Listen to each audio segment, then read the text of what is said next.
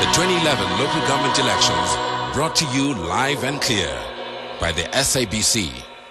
Voting stations around the country opened promptly at 8 o'clock this morning to accommodate thousands of voters who've applied for special votes. Chief Electoral Officer Advocate Panty Tlakula says there were some administrative hiccups, including some stations not having the necessary envelopes for the ballot papers.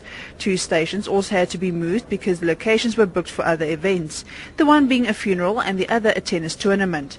Some community members hosted protests in front of the voting stations, but Tlakula says the police kept a close eye on proceedings. In the Eastern Cape, at our results center, there was a protest march, I think by domestic workers. Obviously, people out there would want to use the election to highlight their issues, but the police are on top of it. Even those protest marches have been taken care of, and they have not impeded our processes. Before December last year, local government legislation did not permit special votes.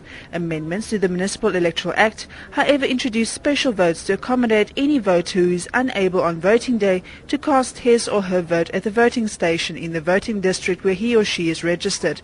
Tlakula says the security process around the special vote ballots is somewhat more complicated than the rest of the procedures and something they are paying particular attention to. You know, always issues of storage of ballot boxes after casting a special votes arise, because the special votes that are being cast today and tomorrow, those votes will only be counted on Wednesday the 18th together with others. So we have to ensure that they are properly and securely stored between now and the 18th, and that on its own also presents a challenge. A number of prominent citizens cast their ballots, among them former President Nelson Mandela. The 92-year-old Madiba is under medical supervision at home since his release from hospital earlier this year, suffering from respiratory problems. IEC chairperson Brigalia Bam says Madiba looked in good health when he cast his special vote at his home in Houghton. He looked fine actually, looked more handsome than ever before, looked very stately as he always did, and amazing. And his shining white hair of just giving one, you know, the assurance that, you know, he is there for us, he lives as our great icon. Former President Thabo Mbeki cast his special vote at the Holy Family College in Killarney, north of Johannesburg. Mbeki was one of the 5 people who have applied for a special vote at the centre.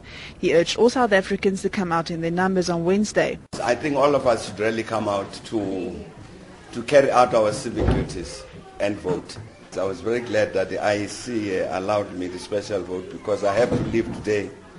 I have to leave the country today to go to Sudan via Togo. I really think that all of us should go out to vote. You know, local government is very important. It's a very important sphere of government. Meanwhile, the IEC is ready to deliver the 3rd local government election since 1994, despite indications that the weather might cause some problems in certain areas such as Gauteng. We don't melt.